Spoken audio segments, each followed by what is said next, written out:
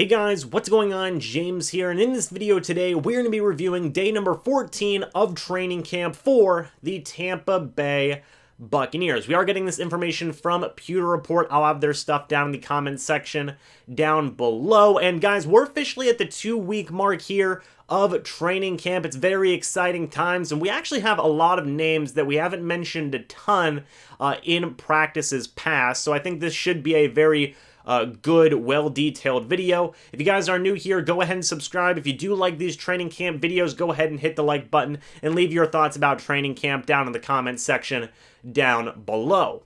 One fun thing to note was that Simeon Rice and Rondé Barber were at practice today. That's just an always fun thing to see. Former Buccaneers greats checking out the current team. Simeon Rice, by the way, did get to talk to Joe Tryon after practice, which was just a very, very cool visual, a cool thing to hear about.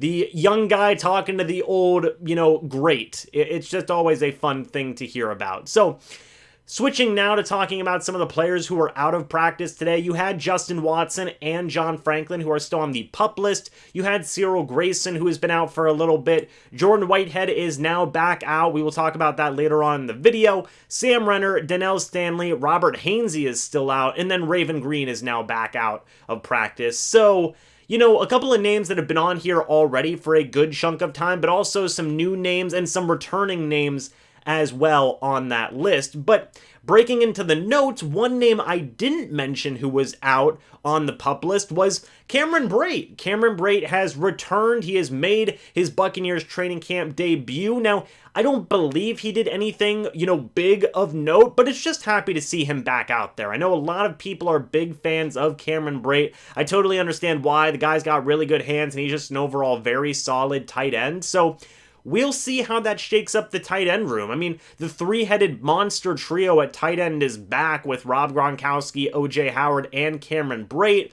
How will that, figure into the fourth tight end guys, and who will end up getting that spot? We'll see. We might have a little bit more light shed on the situation later on in this video, so stay tuned. But talking about another guy along the offensive side of the football who's overall had a very solid camp throughout this point so far has been Donovan Smith. And I'll be honest, myself and a lot of others have been very critical of Donovan Smith in the past, I think for good reasons, with inconsistent play. But in the second half of last year, including the playoffs, he had a very solid stretch of play overall, and now he's looking to build on that momentum and just continue to grow as a starting offensive lineman in the league. They gave him a contract extension, and it seems like he is continuing to build on that momentum that he gave himself last year. So that is some very, very good things to hear.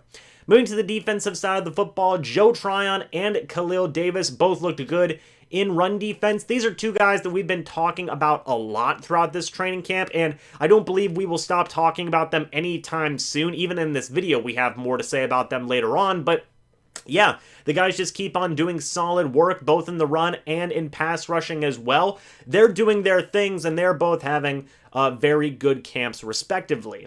O.J. Howard looked good in run blocking against Joe Tryon on a play or two, however, and that's good. Joe Tryon's been white hot in this training camp, as I just mentioned, and O.J. Howard, I know some people haven't necessarily been critical of him in terms of his overall play. I know people have been critical about his health, but he's still a very solid tight end. Not only is he a good vertical threat tight end, he can block as well, which I believe Bruce Arians values a great amount. So good for him to get some good run blocking in against the white-hot Joe Tryon.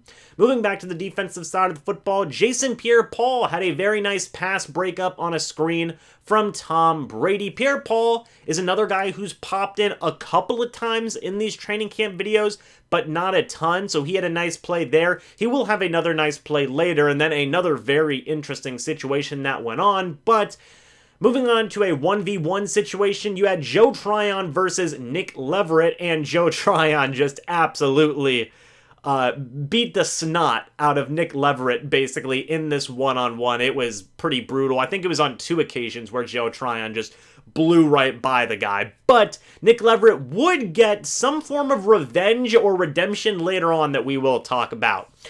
Joe Tryon, Pat O'Connor, and Khalil Davis combined for good pass rushing during practice. Tryon got into the backfield multiple times during practice on pass rushing opportunities. So again, two of these guys that we've talked about, Joe Tryon and Khalil Davis, like, we can't mention them enough, right? They keep on coming up in these reports, like, hey, these guys are doing good in the run, and they're doing good in pass rush. Like, I think their roles are pretty much set in stone. Joe Tryon's going to be that third edge rusher, and honestly, at this point, Khalil Davis, yeah, he's going to be one of the more high-end backup defensive linemen that the Buccaneers have at their disposal. I could see him even rotating in with guys like Ndamukong Suh and Will Golston if they need a little bit of a rest. I think that Khalil Davis would be one of the first guys that they would go to put him into the game and rotate him in with the starting D-line, because he really has had that good of a camp. But Pat O'Connor, he's been working a little bit. He's been building some momentum for himself. We haven't mentioned him a ton,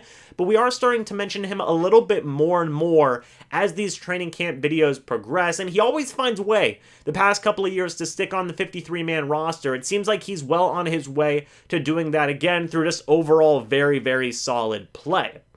Jason Pierre-Paul had yet another pass breakup during practice. Pat O'Connor had a pass breakup as well. So again, both guys we've mentioned before. Pat O'Connor, again, he just keeps on building momentum for himself. And then JPP, it's just nice to hear one of the Buccaneers starters doing some very, very good things. And that's not to say, like, say, Shaq Barrett's having a bad practice or anything like that. No, not at all. It's just, you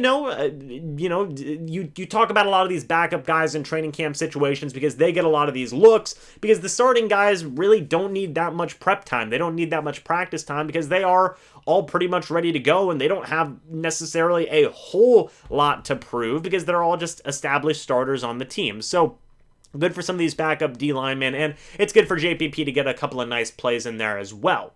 John Molchon, friend of the channel, had to play second team center with Stanley and Hainsey out, and he did an alright job. I believe he had one bad snap, but overall I didn't see a ton of bad reported about John Molchon, so I think that's a good thing if you're an offensive lineman, and overall he did an alright job. We'll see where he fits into the system. I think at the very least, John Molchon gets a practice squad spot. We'll see if he can crack that 53-man roster. Ryan Suckup went 8 for 8 on field goals during practice today. Huge news. That is absolutely wonderful. I know a lot of people are probably breathing a sigh of relief, to be honest, myself included to a certain degree. And, again, I don't blame people for saying, like, what's going on with the kicking situation, because, man, there's still that little nugget of fear and doubt in everybody's hearts and minds based on, poor histories past. But it seems like Ryan Suckup is rebounding. He's recovering from a bad couple of days, and it seems like he's doing an all right job now. Nate Brooks had an interception on Tom Brady while covering Chris Godwin. And I wrote in my notes specifically, this dude has a legit chance to make the roster. I don't care what anybody says. Evan from the Cannon Fire podcast. But yeah, Nate Brooks, man, him and Antonio Hamilton, I feel like these guys, and I know that there is some people who will say, well, come on, James, Nate Brooks, he'll make a good play, but then he'll get toasted by Chris Godwin or Antonio Brown on another play. Look, I don't blame Nate Brooks for getting burned by starting wide receivers. I don't even blame him for getting burned by, a handful of the backup wide receivers, because even the starters are struggling with these guys. The Buccaneers, point blank, have a lot of good wide receivers from all the way to the top to all the way at the bottom of that depth chart. So Nate Brooks, he's been getting pass breakups, he's been forcing turnovers, he's been making some good plays. Again, much like John Molchon, I think he at least gets a practice squad spot. I really am holding true to that. We'll see if I end up being right. But very solid job for Nate Brooks, who's still in competition with a guy like Antonio Hamilton for that fifth cornerback job. Nick Leverett versus Jason Pierre-Paul happened twice in 1v1s, and this is like the redemption of Nick Leverett in the best way possible. So JPP has been dominant in 1v1s, right? That's just been a fact. He's been blowing by basically any offensive lineman that stands in his path. Much has been the case with Shaq Barrett as well. But on the first rep here of this 1v1, Nick Leverett versus Jason Pierre-Paul, Nick Leverett pancaked him, which is already a tough thing to do against, Jason Pierre-Paul, arguably the best pass rusher, if not the second best pass rusher on this team. Maybe, I don't know. It's Shaq Barrett, Jason Pierre-Paul, maybe even Devin White if you want to throw him in there. Maybe even Vita Vea. Who knows? Like, there's some good pass rushers on here, but JPP's somewhere at the top. Rep number 1, you had Nick Leverett pancaking him, and then Jason Pierre-Paul said, okay, run it back. Let's go again. I want to go again. And then Nick Leverett threw Jason Pierre-Paul to the ground on the second rep, and the offensive line just went nuts. They lost their absolute mind. So Nick Leverett, while he did struggle with, say, Joe Tryon, he had the ultimate redemption in dealing a couple of really good reps to Jason Pierre-Paul, JPP. So shout out to Nick Leverett for that. I mean, that's just awesome. He is definitely looking like another guy who will probably make this roster. And with good reps like that against very, very proven starters, yeah, that helps his case a lot. Going back to Nate Brooks, he had a forced fumble on Travis Johnson after the catch, and then he had a pass breakup on the very next play. And again, I wrote in my notes in all caps, he's legit, folks. I'm a Nate Brooks truther at this point, man. I'm a Nate Brooks truther at this point. I really do believe in the guy. I think that he has some role in this defense or just somewhere on the team, be it on a practice squad, be it on the 53-man roster, whatever it may be. I'm really been impressed with Nate Brooks throughout this training camp. I really have been. Speaking of another cornerback battling for that fifth cornerback spot, D. Delaney had a pass breakup on a pass from Blaine Gabbert intended for Jalen Darden to force a fourth down, and then Ryan Suckup came and hit the field goal. So good job for D. Delaney. We haven't mentioned him a ton, so it's nice to hear his name out there. Lawrence White also had a pass breakup against Travis Johnson and a pass from Ryan Griffin. And I know we haven't mentioned Lawrence White IV's name a lot in these training camp videos. So good for the young safety to make a play there. He's not in my notes, but I do want to say Jose Borregales has also had a very solid training camp at kicker. He's made a lot of his field goals. I think he's only had a couple of misses, so he's probably a lock for the practice squad. CJ Prosise fumbled a handoff today, which was not too good, and that was kind of the final notes of the practice. But after practice, Bruce Arians said that Hudson needs to show that he can block somebody, anybody, somebody. He said that Hudson has actually regressed as a blocker. Now that creates a very, very interesting situation. We all know what Bruce Arians likes out of his tight ends. He wants a guy who can not just catch the football, but be a solid blocker as well. It's something Rob Gronkowski can do. It's something O.J. Howard can do. I believe it is something that Cameron Brate can do well enough. But Tanner Hudson, it just seems like he, point blank, Bruce Arians said he's regressed as a blocker. So what does that mean for this fourth tight end job? Does that mean that a guy like Jarrell Adams or maybe even Cody McElroy has the edge over Hudson? Because we haven't heard much about how they can do in blocking, but it sounds like they should at the very least be a little bit better than what Tanner Hudson's doing, because Tanner Hudson has nowhere to go but up at this point. It sounds like he's doing that bad as a blocker. Does this mean the Buccaneers won't carry four tight ends at all, and they're just going to roll with their three guys? Who knows? Maybe they'll carry an extra wide receiver. Maybe they'll carry an extra tight end. We'll have to wait and see, but that was a very interesting quote from Bruce Arians. I don't think that it puts Tanner Hudson in, say, the doghouse or anything, but it does make you start to question what's going to end up happening with that fourth tight end spot if there ends up being a fourth tight end spot. So make a mental note of that, guys, and we may have to come back to that at some point. Arians then gave praise to Nick Leverett and said he has improved and is versatile and competitive. Yeah, that totally makes sense as to why Bruce Arians would give him praise. He had a couple of good reps against JPP. Now, he obviously didn't have as great of reps against, say, Joe Tryon, but the dude's been coming in, he's been competing, he's been doing a very good job in what has admittedly been a very competitive, heated battle for some of those backup offensive line positions. So you got to give props there to Nick Leverett. Now, Arians did say that people need to start blocking Joe Tryon, but when they do try to block him, it's difficult. That's just more praise for Joe Tryon. He's been getting it the entire training camp. You love to see that.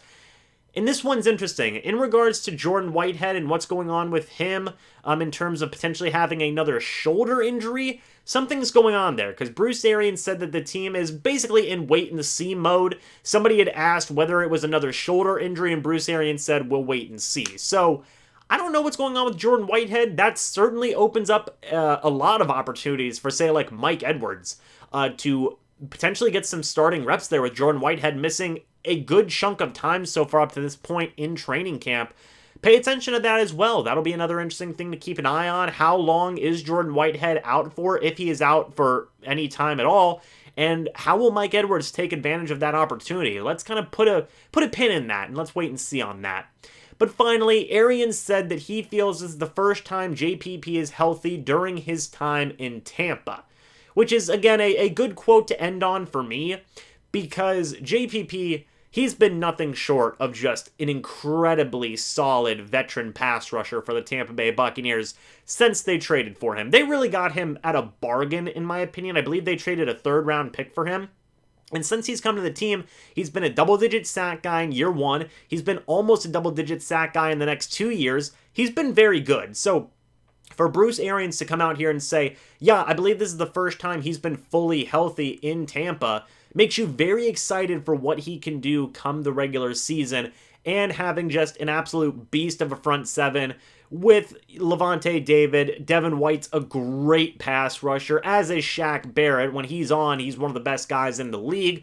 Vita Vea makes everybody's job easier. I can never stress that enough. And then you've got other guys who push the pocket like Sue and Will Golston. Like, there's going to be some opportunities for JPP to make a lot of plays, and I feel like now that he's fully healthy, according to Arians, we may see like JPP just break out and just do even better than what we've already seen. Like, it really does make you feel very excited for what he is going to be able to do, especially when he's got this great of a supporting cast around him. So, yeah, guys, that's it. What are your thoughts on all these notes from training camp? Again, it felt very good to talk about some of the names that we haven't mentioned a ton, if at all, for some of these guys. And it sounds good that both the offense and defense were doing a very solid job. So again, what do you guys think? Let me know down in the comment section down below. Thank you guys so much for watching this video. I hope you all enjoyed, and I will see you all in the next video or the next live stream. But until then, and as always, guys, goodbye for now, and go Bucs.